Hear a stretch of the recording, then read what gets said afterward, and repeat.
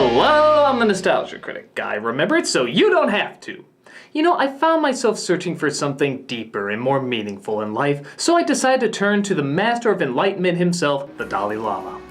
I found a video where he talks about how compassion is not a sign of weakness, and the responsibility one has backing their actions with the undeniable truth. So moved by these incredible words, I was a little shocked to find that only 2,000 people actually viewed this video. Really? The worldly known teacher of Buddhism only has a little over 2,000 hits? Well, after that I decided I needed something a little bit more lighthearted, so I put on this dumb shit.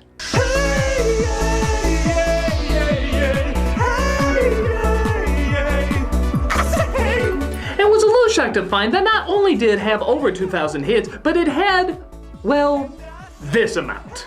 And that's for the 5-hour version of this video. Why do we love stupid? I don't mean the fads that are popular for a short amount of time. I mean legitimately timeless, hilarious stupid. I'm talking about the Ren and Stimpies, the Dumb and Dumbers, the Monty Python's Flying Circuses. Those ridiculous YouTube videos that make no sense but for some reason still get a big laugh out of you every time. What is it that can make things we know are idiotic good? Like, we know this is stupid and doesn't make us giggle. I feel like a duck-billed platypus. But we also know that this is stupid, and for some reason makes us laugh our asses off. Want to hear the most annoying sound in the world? Guys! These things don't take as much effort and focus as Abbott and Costello's brilliant writing, or Buster Keaton's unbelievable stunts. It's just stupid. So why are we so lenient to certain stupid routines and yet so harsh on others? Why do we laugh so hard at something a 2-year-old would laugh just as hard at? Well, let's first understand why the hell we laugh to begin with. In my opinion, I think it's a defense mechanism.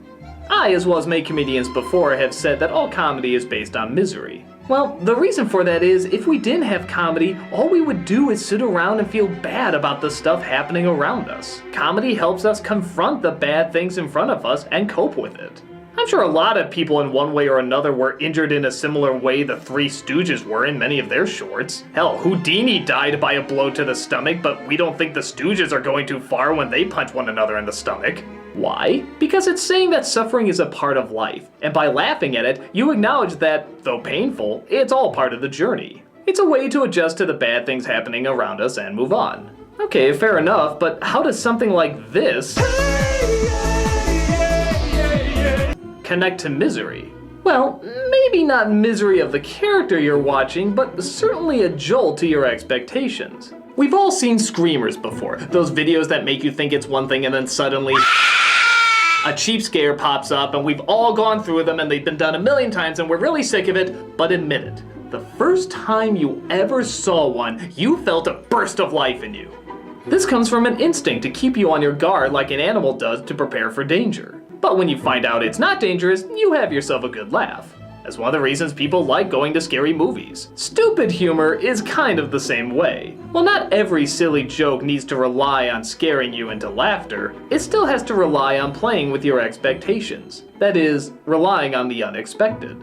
And that rush of trying to get a handle on what's going to happen but never fully getting that grasp can be exciting, fun, and of course hilarious. In a show like Monty Python's Flying Circus, they thrive on the unexpected, even to a point of insulting your sense of humor.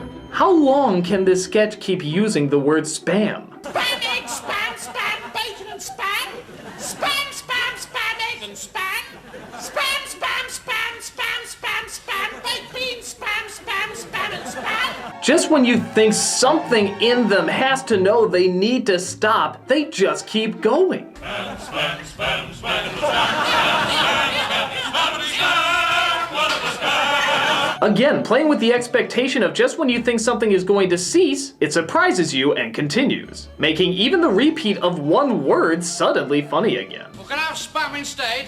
You mean spam, spam, spam, spam, spam, spam, spam? Andy Kaufman made a living playing with both your expectations and your patience. He once did a stand-up where all he did was eat a bowl of ice cream. People were so confused and so caught off guard that they couldn't help but laugh at it. What I'd like to do for you right now, the bit which got me thrown out of the improv 10 years ago.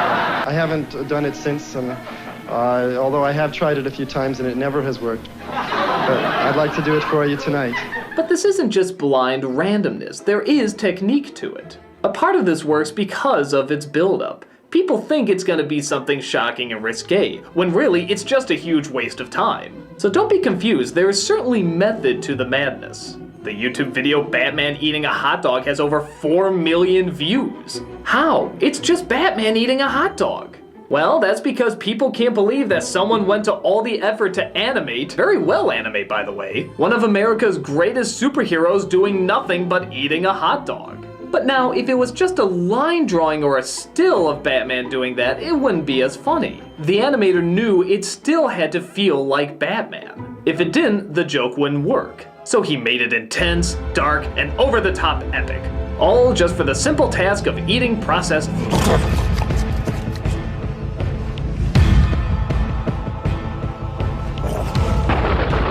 So why does something stupid like that get so much laughter, and yet something like the Starving Games becomes universally hated? Well, one of the reasons for that is that something like the Starving Games doesn't take any risks. You know the kind of jokes they're going to do because you've seen them a million times. Mel Brooks did it, the Zucker brothers did it, SNL did it. We're all used to this kind of formula. I think you can safely say that Batman eating a hot dog has not been done before. As far as we know, that has never existed. But that does bring up one of the biggest problems with stupid humor, when it becomes predictable. As much as I love Monty Python's Flying Circus, if you watch it long enough, you start to realize a bit of a pattern. You watch somebody being crazy, you think the normal person is going to react normally, but it turns out the normal person is just as crazy as the crazy person. No pruning necessary. I'd still like the operation. Please do an operation. Only if you'll come on a camping holiday with me. He asked me! He asked me! And don't get me wrong, there's other jokes too and ones that break the mold, but that seemed to be the one that popped up the most. That kind of joke relies on being unexpected, but when it's done a few times, you start to catch on. The fact is, it's difficult to continually be unexpected, because if you keep doing things that are unexpected, they suddenly become expected. I think that's why we laugh so hard when we see something that is so strange and is so unusual. Because truth be told, it is difficult to be silly and goofy while also being funny. Not everybody has it, and it's not always the easiest to obtain. It's an instinct that relies not only on what most people are expecting, but what most people have already seen. Starving Games is predictable and tired, where nobody could predict that when He-Man held aloft his magic sword, he would say, 25 years, and my life is still... and stay committed to it throughout the entire song. Something that was so unpredictable and so out of left field that people are coming back to it time after time to make it more popular. Now, the other all-knowing truth that a lot of people talk about with comedy, aside from it all being about misery, is that it's all subjective. Maybe none of this stupid stuff got a giggle out of you. Maybe you do just look at it and say, that's really dumb, why is everybody else laughing at this? But I'm willing to bet that there's something out there that you know is stupid and yet you still can't help but howl with laughter at. Something you can't explain, you can't figure out, but it just makes you laugh.